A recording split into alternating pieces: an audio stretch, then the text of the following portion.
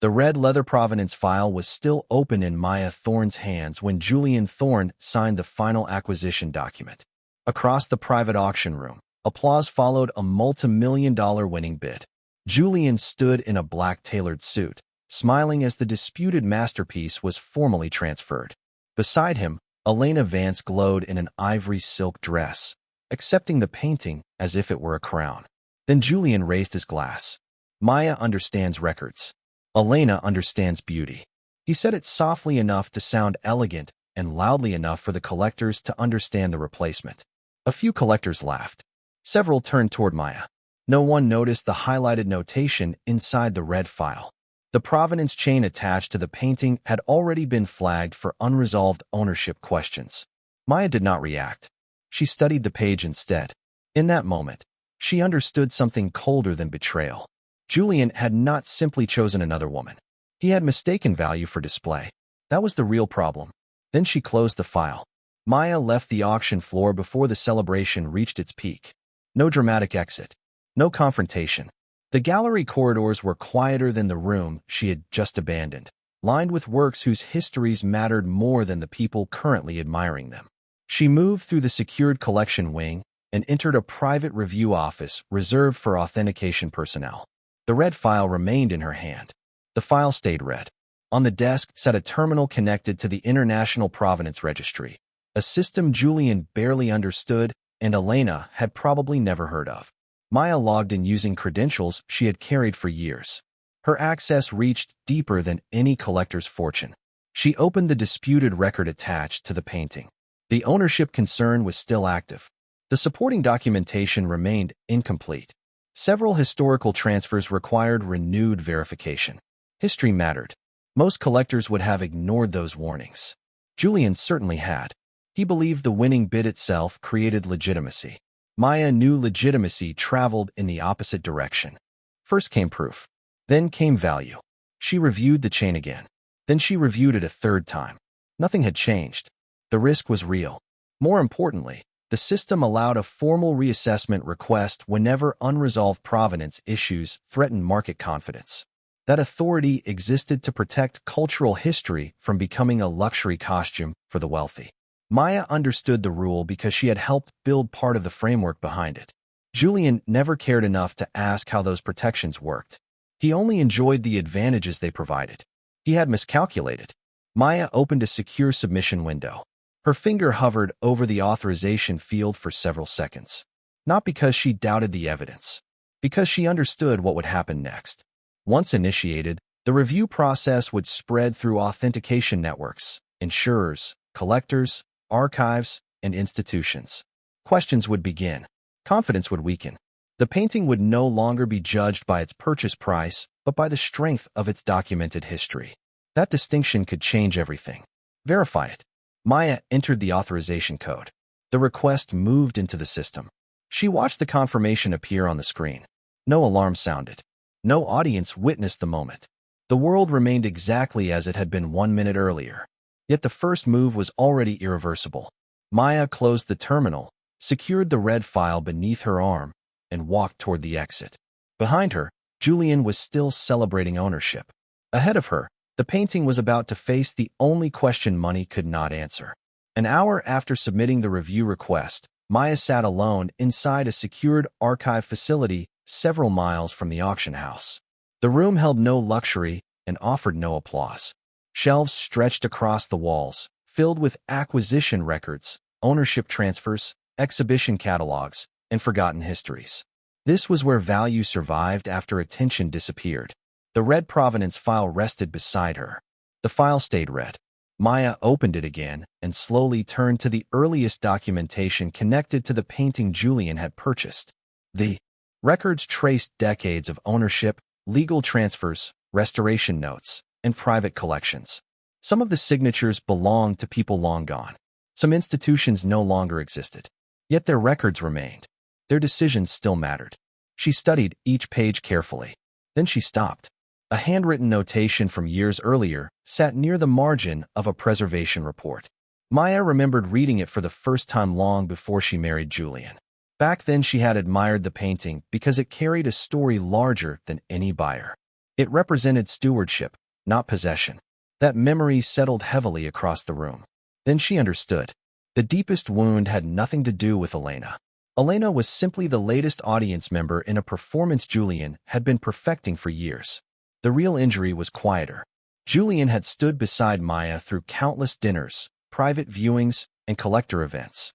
He had listened while she explained provenance, authenticity, and cultural responsibility. He had nodded. He had asked questions. He had repeated her language in public. Maya once believed that meant respect. Sitting alone among the archives, she finally accepted a harder truth. He had learned enough to borrow her credibility. That realization hurt more than Elena. Elena had never built anything Maya cared about. Julian had. Then he handed it away. He had never cared enough to understand it. That was different. She looked back at the ownership records. The painting was not valuable because wealthy people wanted it. It was valuable because generations had protected its story. Julian had reduced that story to a gift for Elena. A decoration. A symbol of status. A social accessory wrapped in a ribbon of money. That realization hurt more than any affair.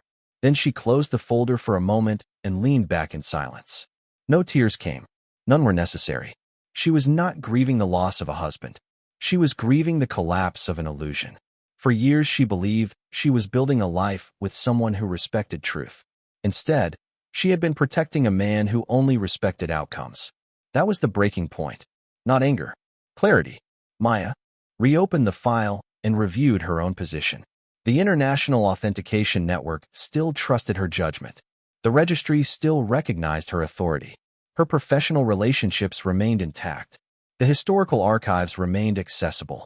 Most importantly, the review process was already moving through channels Julian could not control. She still possessed the one asset he could never purchase. Credibility. Preserve that. Maya gathered several supporting records and prepared additional documentation for the review panel. Every page strengthened the chain of evidence. Every record narrowed the space available for illusion. By the time she secured the file and prepared to leave, her pain had already transformed into structure. Julian still believed ownership created value. Maya now understood that belief would become his greatest liability. So she moved. The review process began long before the public noticed it. That was the nature of authentication. People imagined value was created in auction rooms, collector dinners, and glossy magazine profiles. In reality, value was usually determined in quieter places. Archive vaults, insurance reviews, preservation records, authentication committees.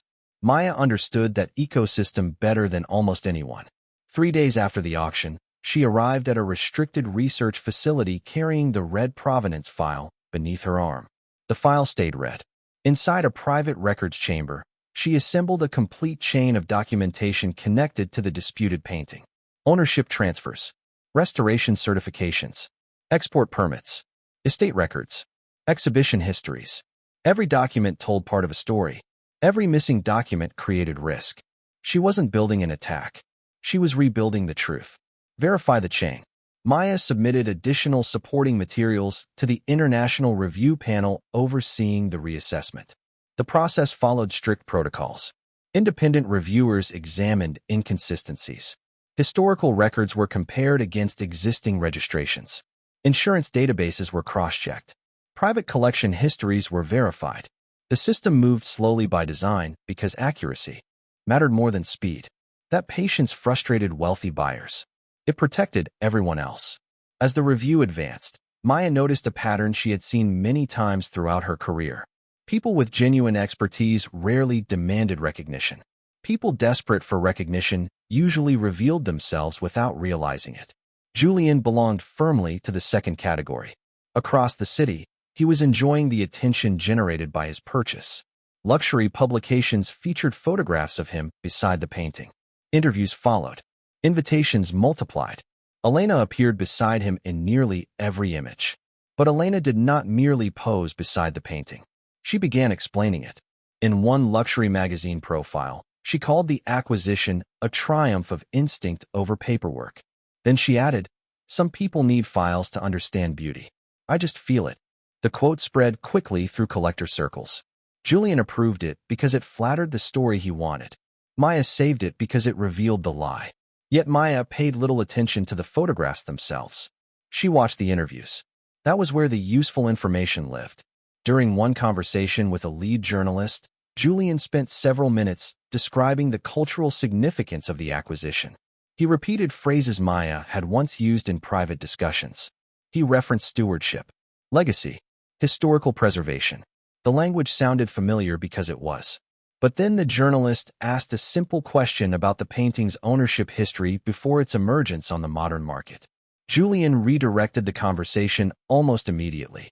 Maya noticed it. So did others. He had no interest in understanding history.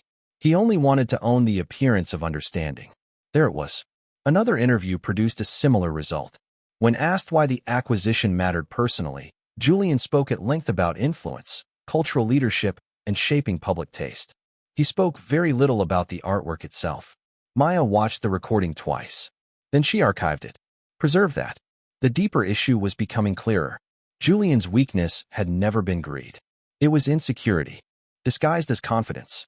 Wealth opened doors for him, but respect remained uncertain. He collected visible symbols of legitimacy because he feared he did not possess legitimacy on his own. Maya had spent years unknowingly helping him bridge that gap. Her expertise made him appear informed. Her reputation made him appear trusted. Her presence made him appear accepted by people whose approval he desperately wanted. Now those protections were gone. The review process continued moving forward. Additional institutions requested documentation. More questions entered the record. Nothing dramatic happened. No headlines exploded. No accusations were issued. The system simply kept asking for evidence. And evidence was the one thing confidence could not replace. As Maya secured another collection of records and transmitted them to the review panel, she understood that the reassessment was no longer just about a painting. It was becoming a test of whether reputation could survive without truth standing behind it. Julian still believed attention was power. Maya knew attention was temporary. Verification lasted longer. That was enough. Power isn't found in the frame. It's found in the history that the buyer was too arrogant to read. There are people who spend their lives trying to own beautiful things, and there are people who spend their lives understanding why those things matter. The difference seems small until pressure arrives. Then it becomes everything. Julian believed ownership gave him authority. Maya had once believed knowledge would naturally earn respect. Both assumptions were being tested. The strange thing about betrayal is that it often reveals a structure that was already there. The injury does not create the truth. It exposes it. Maya understood that now. Looking back, she could see how often Julian had borrowed certainty from her expertise while presenting confidence as his own. She could see how easily society rewarded appearance over substance. Most importantly, she could see that her silence had helped sustain an illusion she no longer wished to protect. That realization did not make her bitter. It made her accurate. Accuracy changed everything. Several days later, Maya stepped into a secured authentication center operated by an international consortium of archives, insurers, museums, and preservation institutions.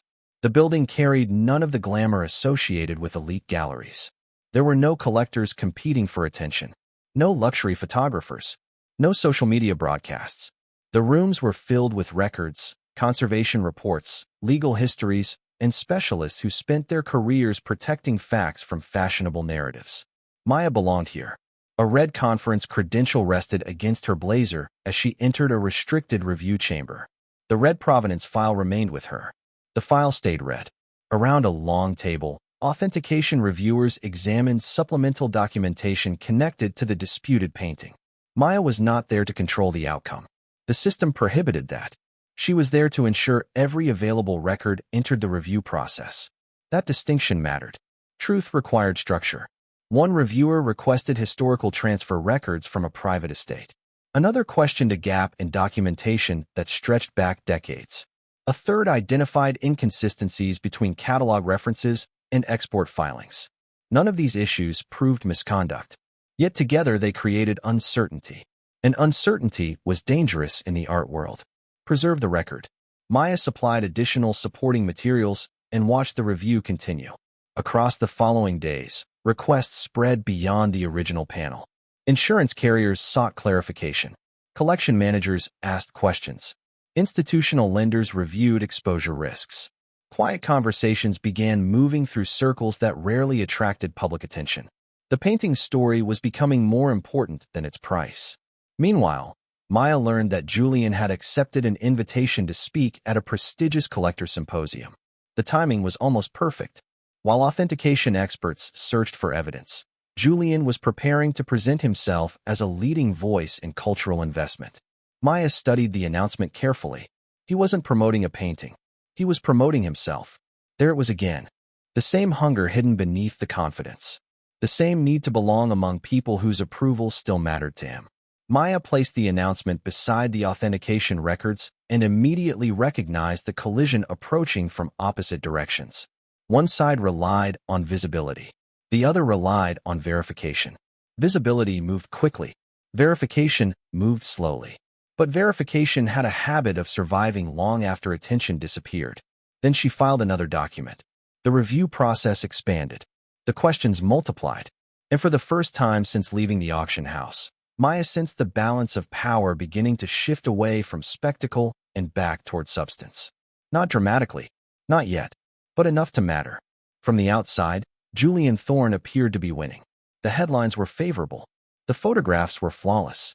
Invitations continued arriving from collector circles, private foundations, and luxury cultural events. The disputed painting remained displayed inside a carefully controlled exhibition space, and Elena Vance seemed determined to transform every public appearance into proof that they belonged at the center of the art world. In many ways, they looked exactly like the future they wanted everyone else to see. Appearances mattered. Elena arrived at each event in elegant ivory ensembles that reinforced her carefully curated image. She spoke confidently about culture, influence, and artistic appreciation.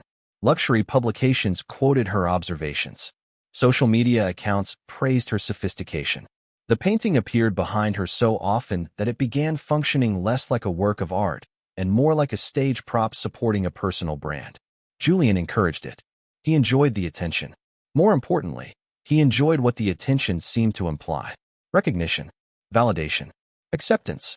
The things money could purchase indirectly if displayed correctly. Across the city, Maya monitored developments from a distance. She had no interest in competing for visibility. Her work remained focused on the authentication review, which continued expanding through professional channels. Additional inquiries had been filed. Historical records were still being evaluated. The process remained confidential, but its influence was growing. Quietly, methodically, that was enough. One afternoon, Julian appeared as a featured speaker at a collector symposium attended by investors, curators, and cultural patrons. The audience was precisely the type he preferred. People whose approval carried social value. People who influenced reputations. People who could transform wealth into status. Julian stepped onto the stage wearing a black suit and spoke about stewardship, legacy, and the responsibility of preserving cultural treasures. The language sounded polished. Familiar, even. Maya watched a recording later that evening. Several of his phrases echoed conversations she had once shared with him privately. He had always been a quick learner when the lesson improved his image. Yet something unexpected happened during the question session. A foundation chair asked about the painting's authentication review. The question itself was polite. The room remained respectful. But Julian's answer changed immediately. His confidence tightened. His smile became more deliberate. He dismissed the review as a routine procedural matter and redirected the conversation toward market demand. Most people probably missed it. Maya did not. Neither did several professionals in attendance. There it was. A small fracture. Not fear of financial loss. Fear of doubt. Julian could tolerate criticism from competitors. He struggled with skepticism from people whose respect he wanted. The distinction mattered. Later that week, another interview created a similar moment. A lead journalist referenced the ongoing review and asked whether authentication concerns affected his confidence in the acquisition. Julian answered quickly. Too quickly. He emphasized the purchase price. He emphasized expert advisors. He emphasized market interest. What he never emphasized was evidence. Maya replayed the interview once before closing the screen. He still believed ownership validated value. He still believed confidence could substitute for certainty. More revealingly, he needed everyone else to believe it too. The false advantage remained intact. For now, the invitations continued. The photographs continued. The admiration continued. But beneath the surface, Julian was beginning to reveal something he spent years trying to hide. He did not merely want to own great art. He wanted great art to prove he deserved a seat among those who understood it. That hunger remained invisible to most people. Not to Maya. She recognized it because she had spent years helping him conceal it. Now the concealment was ending. Slowly, carefully, inevitably. The shift did not begin with a scandal. It began with paperwork. That was how most systems corrected themselves. Not through dramatic announcements, but through questions that refused to disappear. 2 weeks after the Collector Symposium, the authentication review entered a more visible stage. Additional documentation requests moved through institutional channels. Insurance underwriters sought clarification regarding exposure risks connected to the painting. Collection lenders requested updates. Several archival organizations quietly reopened historical records connected to the disputed ownership chain. None of those actions accused anyone of wrongdoing. Yet each one created friction. And friction had a way of slowing momentum. Maya watched the process unfold from inside the authentication network. The red Provenance file remained on her desk, growing thicker as supporting materials accumulated. The file stayed red. Every new record strengthened the same principle. Value depended on trust. Trust depended on evidence. Preserve the chain. Across the market, subtle reactions began appearing. A collector who had expressed interest in a future acquisition postponed discussions. A private exhibition partner requested additional assurances before featuring the painting. An insurer delayed finalizing a valuation update until the review reached a conclusion. Small decisions, reasonable decisions, professional decisions. Yet together they formed a pattern. The system was beginning to turn. Then the first visible refusal arrived. A museum curator withdrew the painting from a planned private exhibition and sent only one sentence. We cannot display a work under unresolved. Authentication review. Julian read the message twice. Julian noticed the delays almost immediately. He was accustomed to movement. Approvals. Invitations. Expansions. His world operated on acceleration. The appearance of hesitation unsettled him more than open opposition would have. During a meeting with the investor relations officer overseeing the family art fund, he received a routine update regarding market concerns. The language remained polite, professional, neutral. The officer explained that several stakeholders wanted clarity before increasing exposure to assets connected with ongoing authentication reviews. Julian dismissed the concern publicly. Later, he requested a second briefing, then a third. Questions that once seemed insignificant suddenly demanded attention. Read the record. Elena encountered similar resistance. Several luxury campaigns continued without interruption, but new opportunities slowed. One partnership requested additional due diligence before moving forward. Another postponed an announcement involving the painting. Publicly, she described the changes as scheduling adjustments. Privately, uncertainty began creeping into conversations she preferred to avoid. The painting was no longer functioning as a flawless symbol. Beneath Elena's latest promotional post, the comments changed. Not hostile. Informed. Has the Provenance review been completed? Who verified the chain? Why are institutions asking questions? The image remained beautiful. The certainty was gone. It had become a question mark. Meanwhile, within professional circles, the discussion evolved beyond a single artwork. Experts began examining the broader implications of provenance verification. Industry publications published thoughtful articles about authentication standards and historical accountability. No one focused exclusively on Julian. That made the development even more dangerous. The conversation was becoming larger than his influence, larger than his money, larger than his image. Maya understood the significance immediately. When systems become focused on principles instead of personalities, control becomes difficult to recover. Verification was no longer a private review. It was becoming part of a broader professional conversation. And professional conversations had long memories. One evening, Julian appeared on a cultural investment panel and attempted to project confidence. The audience remained attentive. The questions remained courteous. Yet when a moderator referenced the importance of provenance transparency, something changed. Julian answered correctly. The words were accurate. But the response felt rehearsed. Defensive. For a brief moment, he sounded less like an authority and more like a man trying to protect authority. Maya noticed it while reviewing the recording later that night. Others would notice soon enough. The system was not attacking him. That was the mistake he continued making. Systems do not seek revenge. Systems seek verification. And verification was steadily removing the advantages that image alone had once provided. The invitations still arrived. The photographs still circulated. The appearance of success remained intact. But beneath the surface, confidence was beginning to depend on answers Julian could not manufacture. That distinction was becoming impossible to ignore. He did not know it yet, but the market had already started asking a question money could not answer for him. The official review findings were not catastrophic. That was the problem. Many people expected collapse to arrive as a dramatic event. Instead, the authentication panel issued a carefully worded determination that the painting's provenance contained unresolved ownership questions significant enough to prevent full authentication until additional evidence could be produced. The language was professional, restrained, precise. Yet within the art world, the consequences were immediate. A painting did not need to be declared fraudulent to lose power. It only needed uncertainty attached to its story. Once uncertainty entered the record, confidence began leaving the room. Then everything changed. Insurance valuations were revised. An insurer suspended the enhanced valuation pending review.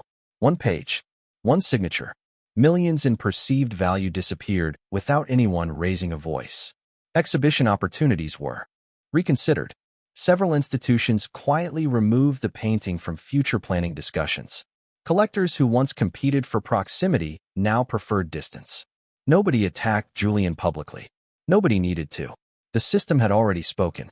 Maya read the determination inside the authentication center and closed the report without celebration. The red provenance file remained beside her. The file stayed red. She had not created the uncertainty. She had only refused to hide it. Across the city, Julian experienced something far more unsettling than criticism. He experienced neutrality.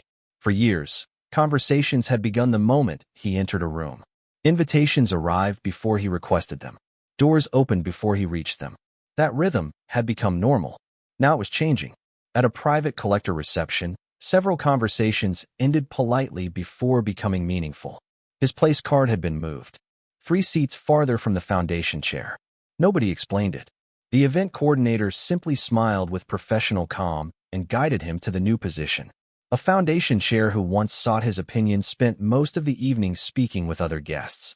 An investor excused himself after a brief greeting and never returned. The difference was subtle, impossible to prove, impossible to ignore. Julian noticed every second of it.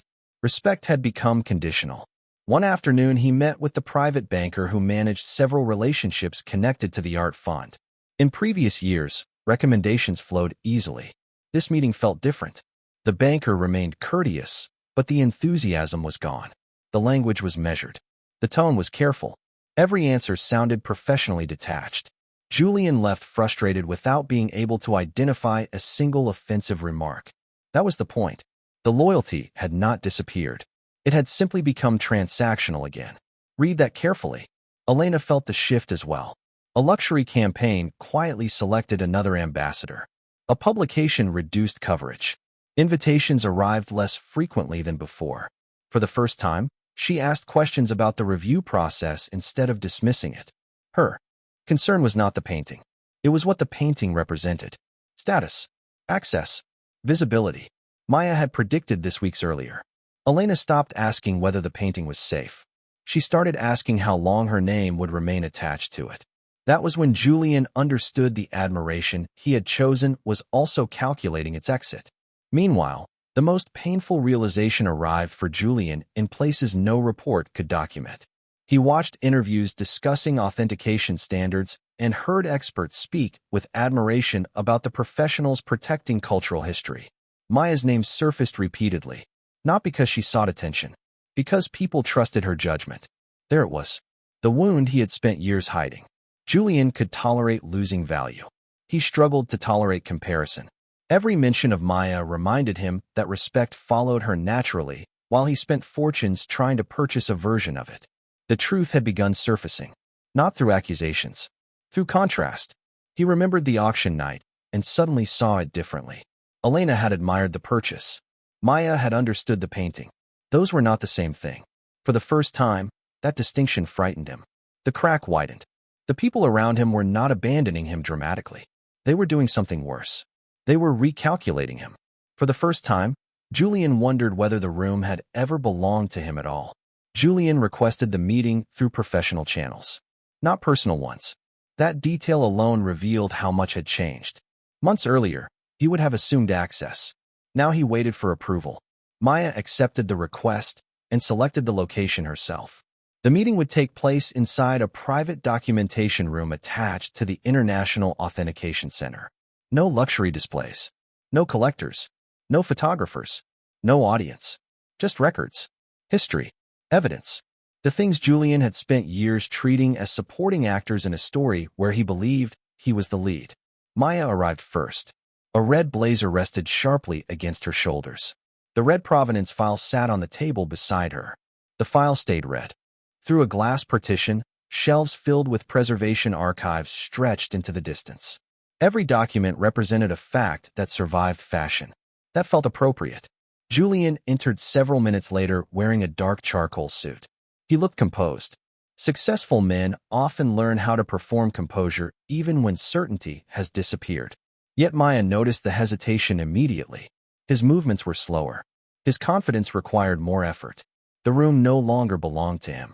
Neither did the conversation. Julian began carefully. He spoke about misunderstandings, market reactions, public narratives.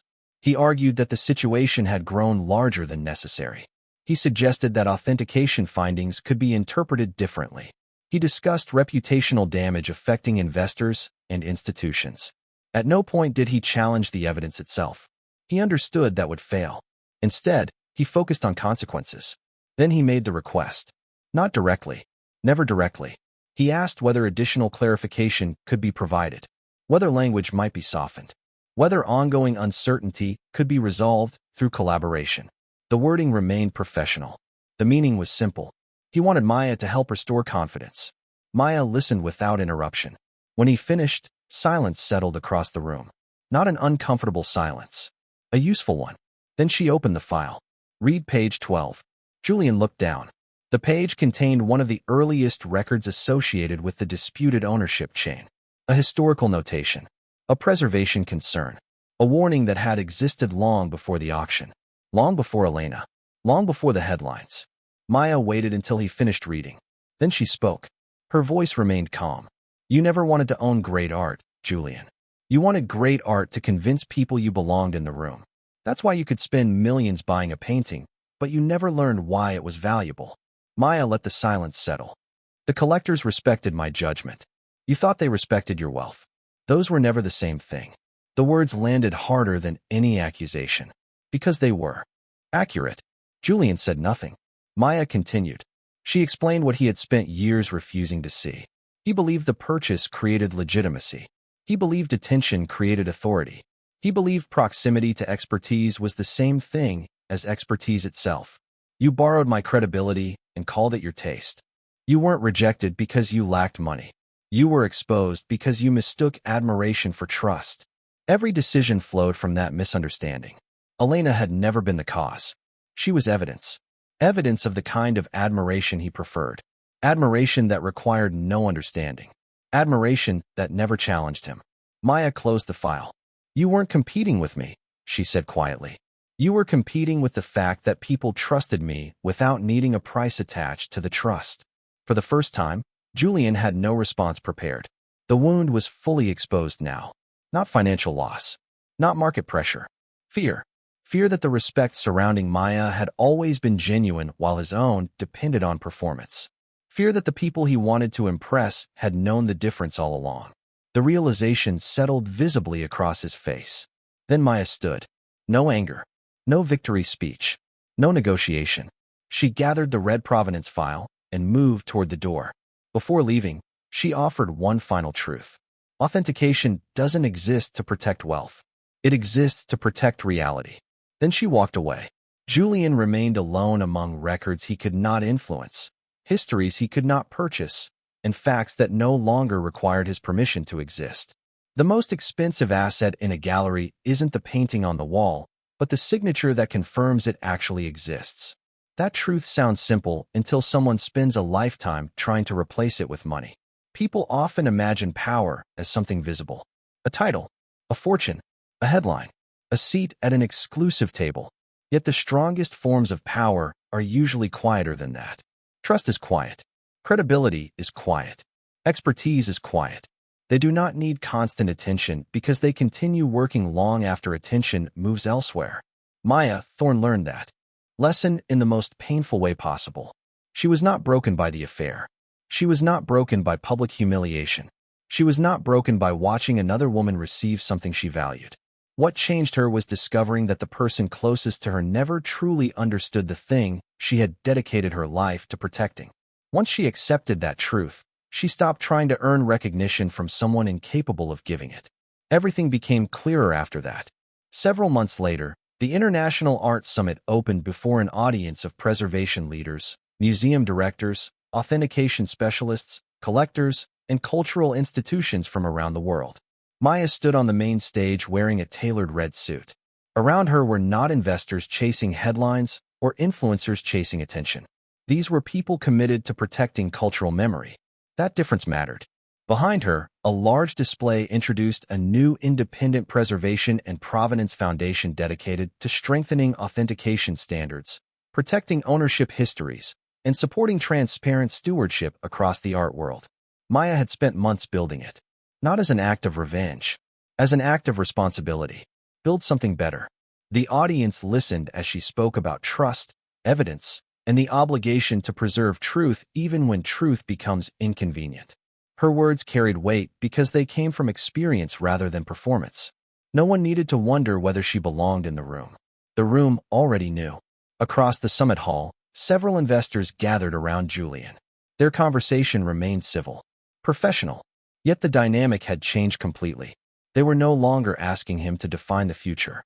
They were asking him to explain the past. The distinction was impossible to miss. Elena had long since shifted her attention toward newer opportunities and different circles. The admiration Julian once depended on had proven less permanent than he imagined. Maya did not watch. She had no reason to. The final victory was not seeing him diminished. The final victory was no longer needing his validation to measure her worth. Later that afternoon, after the summit concluded, Maya entered the Foundation's first archive room. It was not grand. It was quiet, climate-controlled, and nearly empty. A single shelf had been prepared at the front of the room. The brass plate beneath it read, Archive Record 001. Maya placed the red Provenance file there herself. Once, the file had carried the proof of betrayal. Now it marked the beginning of preservation. She closed the file. She left the archive door open behind her. Her future no longer required permission. This story is a fictional narrative created for entertainment, reflection, and educational purposes. Any resemblance to real people, places, or events is purely coincidental.